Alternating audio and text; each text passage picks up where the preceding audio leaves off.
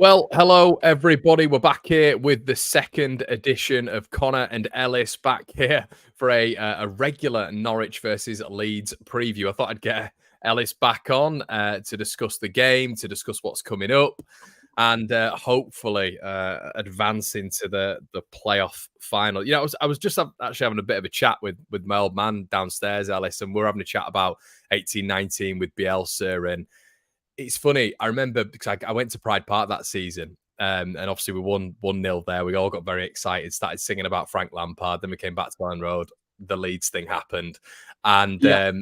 I'm very different this season, mate. I'm very much like we've still got a job to do at Wembley. Like I'm not gonna even tomorrow. Obviously, I know you're going down. I'm going down. But even if we win tomorrow, we've still got a job to do. So I'm not going to get too excited. Like, how are you feeling about the whole playoff complexion at this moment in time? It's weird, isn't it? I think I was at Carroll Road Sunday, and I feel really confident. Like I think just like they before the game, they did this whole smoke bomb thing. Like 2 hours before the game, they were right up for it. They were bang up for it. And the first 20 minutes, you could tell the Carroll Road was like they were, and they didn't lay a glove on us. They had that Sargent header, which is terrible, but also Nyonso penalty was debatable. But I think the more you look at the Firpo thing, it wasn't offside. So like even in a game where we did nothing, like that was their best shot at it, and they didn't do anything. And I think that was really echoed at full time. Like the togetherness and the unity. This is even before the nonsense that happened after the game. The togetherness and unity of that away end with the players was phenomenal. Like it was so good, and it felt like we were doing it. And I could see the Norwich fans in their lower Barclay, which is their main thing next to us. And I think they were a bit miffed as to what was going on because like their players were going around and clapping them, and I could see because obviously Jack Reeve, I saw him try and G them up. It was nothing. It was nothing compared to what you had with us, and it was like it was a good 5-10 minutes them standing there applauding us, and it was like the whole Bielsa thing, right? And people talk about Derby, and we've got this whole voodoo with the playoffs and whatever. And I think I mentioned it with you about how I think Ellen Road's a hindrance or whatever. But now, even like what happened after the game is, you know what? And I thought this for a while, and it used to annoy me. It used to really irritate me that there's people out there that hate Leeds and they don't even know why they hate us. And that used to really irk me. But now I think, fuck it. Sorry, can I swear? I should have done it now, mate. But like, sorry. But it's like Sorry. us against them. Just us against them. Just have it. Like, do idiotic things inside the ground. All that person has done doing the tragedy chanting or whatever, especially that specific tragedy with this fan base. All he's done is just unite us even more and fire us up even more. And Ellen Road is going to be phenomenal. And I think it's going to be unbelievable, the atmosphere in there tomorrow. And I think it's only going to go one way. I think we win 2-0, is how I feel. Yeah, should we end it there, mate? Yeah, I agree with you. I think I think it's one of those. Yeah, it's a sunny Yorkshire evening right now, and it's feeling very like tomorrow's going to be bathed in the Yorkshire sunshine as well, which is going to be nice, and it's got that playoff feel to it. And it'd just be nice, mate, if that hoodoo was just, I've heard it so many times where it's like, this is a new crop of players. They're not going to be asked about what's happened with Derby. Jorginho Rutter's not going to be aware of what happened then. It's a fresh batch of players, and I think that's something that us fans really need to buy into. It is hard, Ellis. Me and you both know how hard it is being Leeds fans at points, but I think that the beautiful thing about what it did the other day. My honest opinion was, I know we did the preview, and I know I did it with Jack and Chris as well, and my heart was 1-1, but I genuinely believed we'd lose that game. I didn't want to come out and say it. I just thought we weren't going to be able to recover, and I thought across the pitch from a defensive perspective, Ellis, I thought it was quite impressive, to be honest with you. I thought it was good. Our standards were good in that game. Joe Rodon was phenomenal. Like, so good. You know, the one thing that I always notice with that he deals really well with is Melier always passes him the ball so square, and it's such a niche thing to pick up on. And also, a lot of time, Melier's distribution was going out of play. I don't know what's happened to him, but like the times he does find Rodon, he finds him so square, which as a centre back puts so much pressure on you instantly because the ball's square to you and your only option is to channel it. And Rodon does really well with it most of the time, especially considering the people he's hitting in the channels are small usually. And I think I think him and Archie quietly had really good games on Sunday. It was obviously difficult for Archie in the 10, but wouldn't even be against Jorginho having a little bit of a. It's so hard to say because he's been so good and he's a difference maker, but I wouldn't be against starting Archie in the 10 again and starting Pirro up top or Matteo Joseph because Jorginho just hasn't since the operation just hasn't. I love him. I love him so much, but it's just not clear. His first touch doesn't exist at the minute, and I really want him to be. But then I feel like he's such a confidence player. You can't drop him because you then need him for the final. It's really odd. Like I don't know what you do because he's so good, and you just need to hope that that appears again. But imagine, mate, imagine bringing him off the bench though, like tomorrow at some stage. That's a real like option off the bench, isn't it? If you weren't starting. It's ridiculous. I think the good thing that we're really excited me is Dan James back is massive for us. Like to have either James or Gnonto on the bench, like Norwich can't compete with that. The only thing they can have alternatively is if Johnny Rowe doesn't start and he comes off the bench. Maybe Ashley Barnes is back, but yeah, right. He's the one. Is I don't know. It's what we've experienced before with shithouse strikers. Like he's the one who I'm like, just keep him well away from this game. Like just keep him away. Not because of his quality, just keep him away. But as well as like, their Norwich fans keep going. Their plan is to go to penalties and win. I know. Ellen Road. I know. Like that is. There's no logic to their plan. Their best bet to beat us is just going and beating us in 90. Because like, if they set up to go and put a wall against us, I know we haven't done well against like low blocks all season, but we did against Norwich twice. Like if they need to be somewhat expansive, and they're expansive, will kill them. Like, and I think it's going to be a higher scoring game this time. I think it will be. I think there'll be goals tomorrow. I don't think it's going to go 0-0. And I think if there's goals, we win a straight shootout. So I think it's in our favour now. They had to win that home game. I think they just had to, and they didn't. Like I said, they didn't lay a glove on us.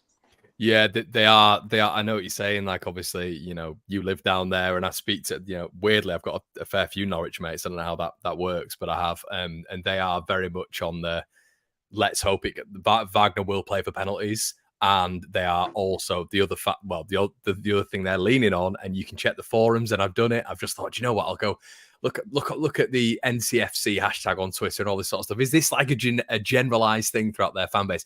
They are literally relying on Ellen Road crumbling Leeds United tomorrow, which obviously recent times in the playoffs it has done. But that's it. It doesn't feel like a very, I don't know, it's not really something to grab onto, is it, going into this game? I don't think. No, and like I said, with the whole thing that happened at full time the other day, it's only going to be even heightened by how behind everyone we're going to be. And also, Ellen Road, obviously, at the Southampton game was a bit of an anomaly, and there's been a couple of times like Blackburn, but Ellen Road's been so good this season. And like it's been so strong for us. And I think, if anything, I'm quite happy our blip happened when it happened. Because like now we get out of the blip. There's no bigger confidence boost this team can possibly have than winning a playoff semi-final to then go to a playoff final and win it. That's the only imagine that. I don't care how we win tomorrow. I don't care if we win on penalty.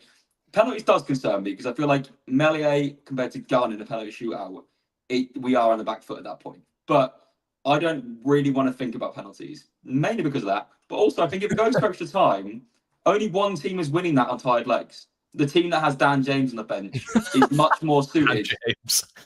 Just like the pace that man has in extra time, it will kill him. It will kill them. Like James and Anthony off the bench is so much better than anything they can offer in extra time. So if it goes for extra time, it's going to be 30 minutes of them sitting back again, and hopefully we'll kill them then. So I don't.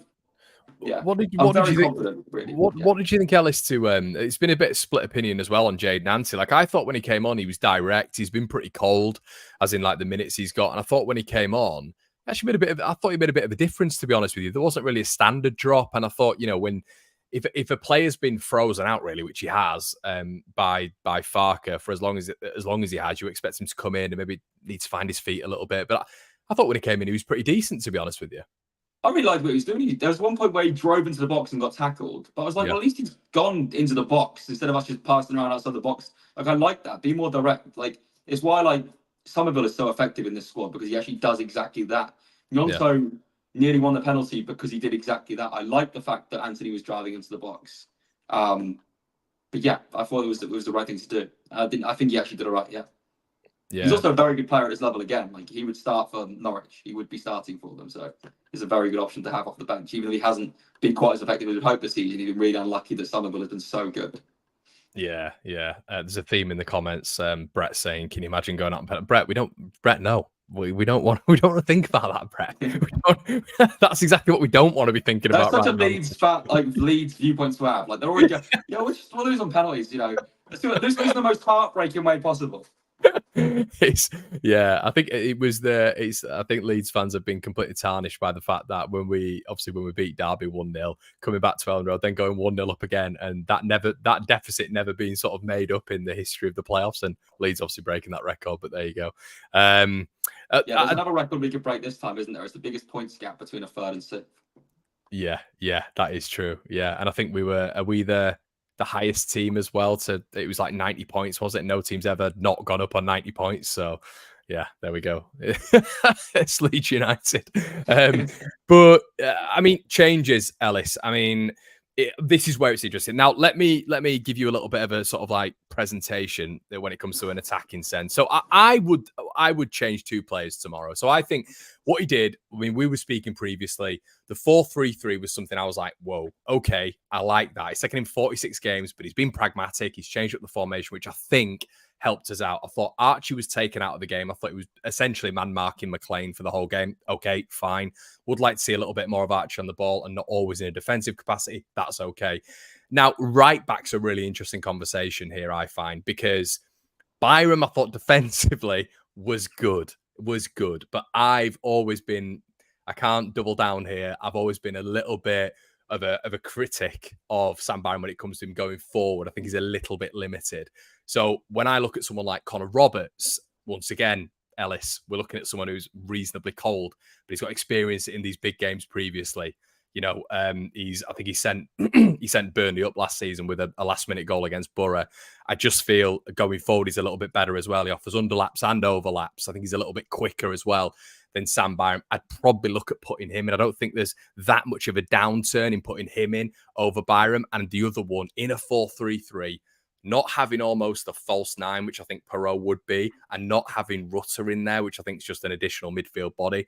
I'd love to see Matteo Joseph just spearheading that attack. And imagine him, mate, against Duffy and Gibson. They're the 2 changes I'd be looking at making in a 4-3-3. I mean, what are your thoughts? Yeah, see, this is the thing. Sam Byram, I think, played really well on Sunday, and the defensive capacity was great. That last-ditch challenge he did was phenomenal. And I think he actually got a man of the match on FOTMOB. But I do agree with you. I did keep turning to the people I was with. I was with Lewis and with Lewis and Ed, who I was with. I kept telling him to go, and Byram does kill us going forward. And there was a few times, which is really weird, because remember when Byram first came through and we were like, he was playing right mid. Yeah, I said that the other day. Yeah, it's really odd, like how things change. I remember I was at Wolves, we beat them, or we came from behind, and Byram scored. And I remember when Wolves were like this in the champion, we were. But yeah, I think Connor Roberts. I really wanted him to start in that game in the first place. I think he should have started. I think we've got the best right back in the league outside of obviously Ricardo Pereira, in Connor Roberts, and we're not starting him for whatever reason that is. If he wants to start Byron, I love Firpo, but also the goal is, why was Firpo where he was? Like, for the goal is allowed, why was he there? Like, I love it, but what is he doing? Like, I love the man, but like, I don't think. But what are you talking about? Are you talking about Rutter or Firpo here? Who are you talking about? When we scored the disallowed goal, that Firpo scored. Why was he there?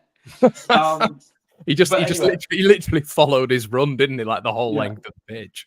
We're not. I think the Mateo Joseph conversation is. It's not like we can want what you want, but it's not going to happen. He's not doing it. Are you still like a big sort of advocate of that as well? Do you sort of see like the pure advantage of having Matteo Joseph spearheading that attack?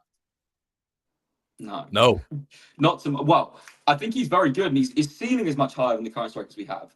Yeah, and he was phenomenal against Chelsea, right? Mm-hmm. But he has had time in games and hasn't done anything.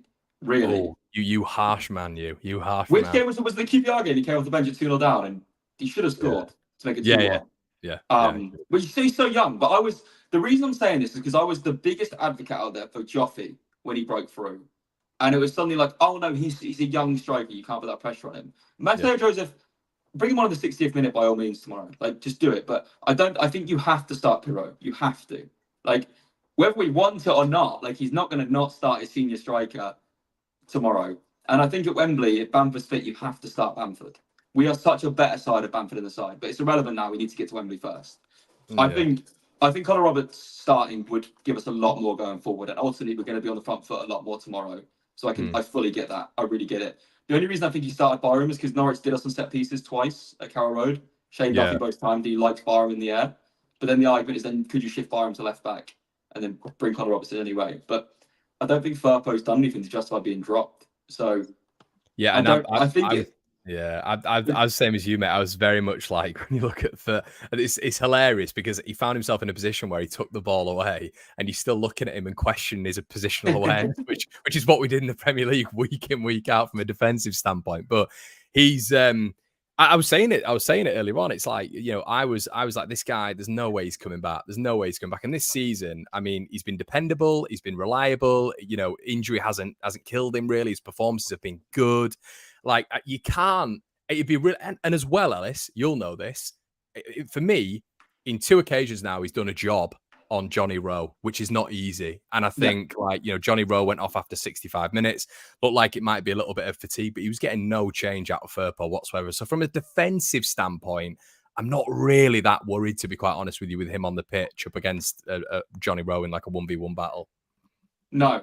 I think the only change realistically that happens is does Jorginho drop out for someone? I think that's the change that happens. I think he's not been himself since the operation, but I also think he's that good and such a difference maker that you probably still go with him.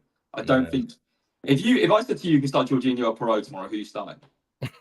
Yeah, but I mean if you just said Jorginho or someone else, definitely Jorginho. The only thing, maybe the alternative is you put Gnonto in the centre and then start James on the right. Yeah. Do you think he'll do? I was having another conversation earlier on as well when I was doing a stream for Patreon. Now we're having a discussion about whether or not he's going to do a 4-2-3-1, go back to type, obviously, which we played, before with Norwich at home and won the game. Or do you think he's going to stick with the 4-3-3? Because I don't know about you, Ellis, but I thought the 4-3-3 was literally really specific for Carrow Road, and I don't know if he's going to employ that again. I'd actually be quite surprised. But then, can you really play a 4-2-3-1 effectively without Bamford? I'm not sure you can. I'm not sure. I think it's a good shout. The thing I will note is Borja Sainz got a lot of change out of Gruev. I thought he was good. I thought he was their best player. Yeah, he went through Gruev, like not even in a physical battle, just skinned him about 3 times in that first half an hour, and I was like, because that's what he's there to do.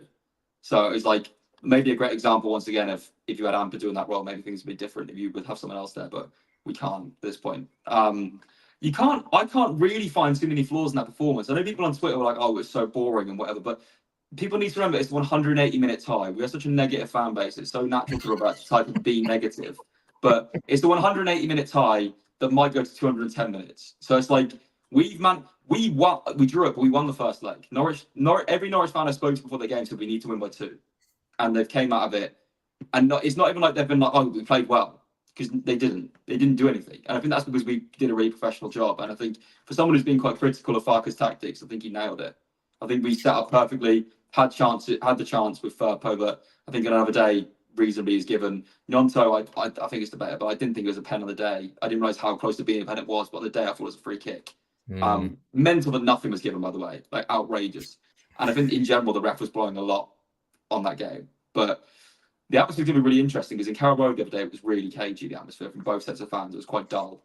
Obviously our fans at full time was brilliant, but both sets of fans are very quiet. And I think we need Ellen Road to be electric. And I think that first 10-15 minutes, if Ellen Road is that first attack we have and that first raw, that first corner, I'm so excited to hear it because come on, like if we especially if it, I know obviously we don't like thinking about it, but especially if it like mirrors Dallas against Derby, in like the first 20 minutes where it was like Leeds went 1-0 up and it was like, oh my God, this is perfect. Like 2-0 up on the night. But I think that's what we need, Ellis. I was speaking to Chris about it and it feels like, and I know you're a very realistic fan as well as a positive fan.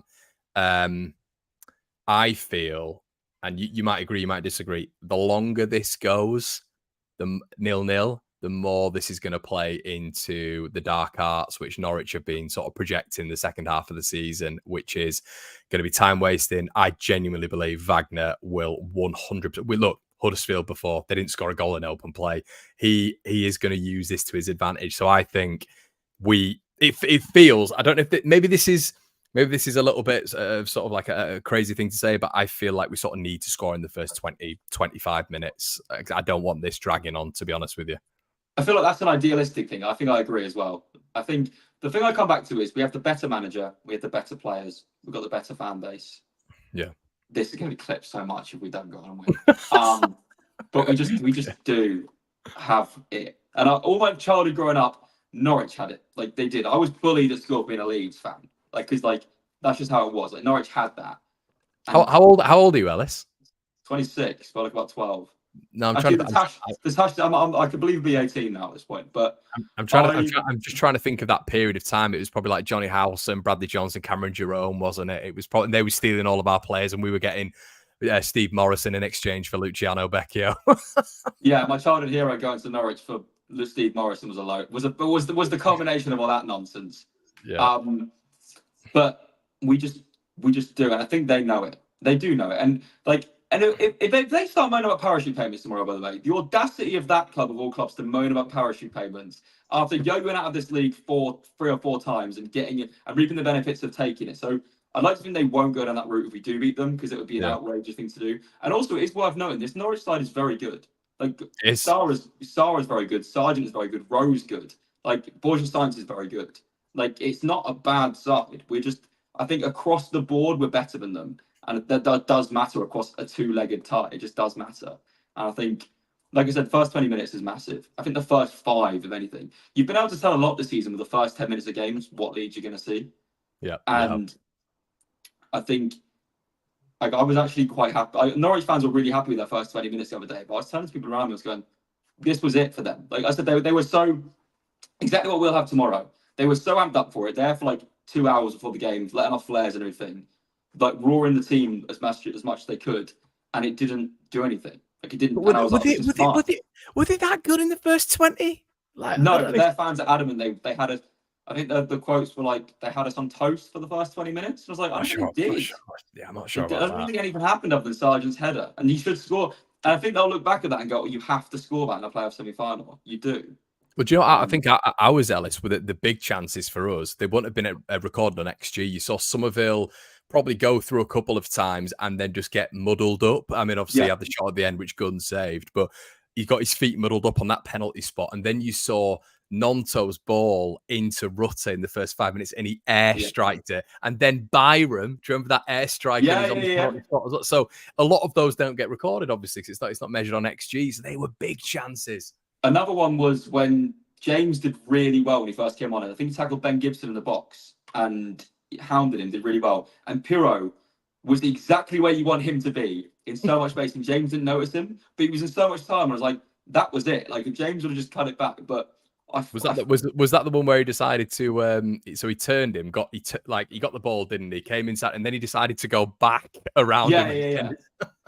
But I love Dan James so much. I think he's such an asset at this level. Like his work rate, and I think it's just so good. And I think that's to have him. I think for me, I think we'll look back and I think it'll be the difference maker tomorrow, whether he starts or not. I think there is an argument to start him ahead of Gnonto. I don't think Gnonto did enough.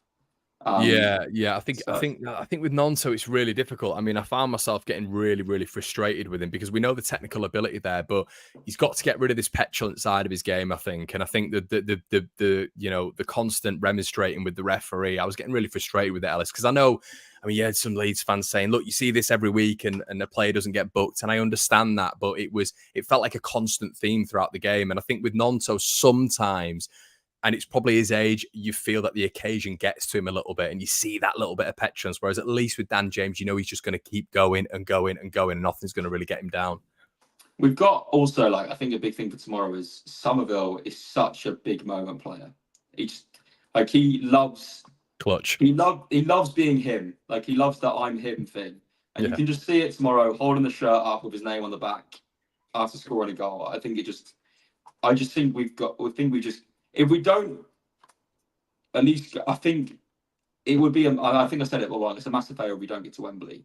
I think it's in our hands completely. We've got the Adam Road crowd, which I'm actually now on the side of. It's going to be we've got a squad of players now, and I think Ampadu is a great example of this. Like this whole with Leeds to do a Leeds way. I just think we've got really classy footballers who are like just ultra professional. And I think Ampadu and Rodon are just the perfect example of that. I think we'll be fine. Like I actually feel completely fine about it. Yeah. And the Norwich fans seem to think that whoever wins this goes up. And I'm not. I think if we win this, the confidence high that we'll be back and reinstalled into this squad. And also, there's only one. If we get to Wembley, which fan base is going to be the loudest against us or Southampton? Like it's going to be the Leeds fans. It's going to be. I just think if we get through this, we're favourites to go up, and we just need to get through it. We need to get this 90 minutes out of the way first. Yeah, mate. It feels like I'm feeling that visceral passion from you as well. It must be because obviously you've been down there and experienced that Norwich life growing up as well. It must mean a hell of a lot more to you as well. It's also just the us against them thing now. Like just us against the world. Just like don't like Leeds United. I don't care. Like don't you don't have to like us. We're not going anywhere, and we're gonna sing "I Predict the Riot" all you want because you don't get why we do it. Do all of this stuff, and just we'll be there, and we'll. You know, people love to hate us, and that's fine. And hopefully, we can be smug back because I've been very smug at points this season, and it hasn't worked. So I'll be smug after the fact at this point. Hopefully. Yeah, we need that, mate, don't we? We need a bit of. It feels like we get slapped in the face quite a bit, and we need just to turn around and just be like, "Yeah, fuck you." Yeah, flipping the V's as we go off towards the prep. And it feels like, interestingly enough, obviously, we won't get into it too much. But off the field events, you mentioned it at the start. It's going to be a pumped up Ellen Road, isn't it, Ellis? It's going to be very, very, very obviously not violence wise, 100% no. But you expect that's going to transcend itself onto the pitch in terms of just roaring the team on. Oh, absolutely! It's the most idiotic thing any fan could do for so many reasons, but also to bring up that specific thing for this fan base. Like you're never going to have a more united Ellen Road. It's going to be a cauldron. I know it's such a cliche because it already is, but. Like it's going to be people are going to be so emotionally invested in this now. Like the person who's done that is an absolute idiot for so many reasons. Just the most moronic thing he could have done. 100%, mate. 100%. Well, I think you've got everybody pumped up in the chat as well, mate. Well done. We're going to get you on as a motivational speaker if we make it to the Prem. But what's your final prediction, mate? I think you've said big score. I'm still going to go with a cagey competition result. I'm going to go with a 1-0 Leeds win. What are you thinking?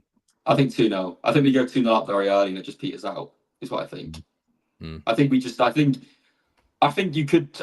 it wouldn't be surprised to be like half an hour in and we're 2-0 up and Norwich haven't threatened at all.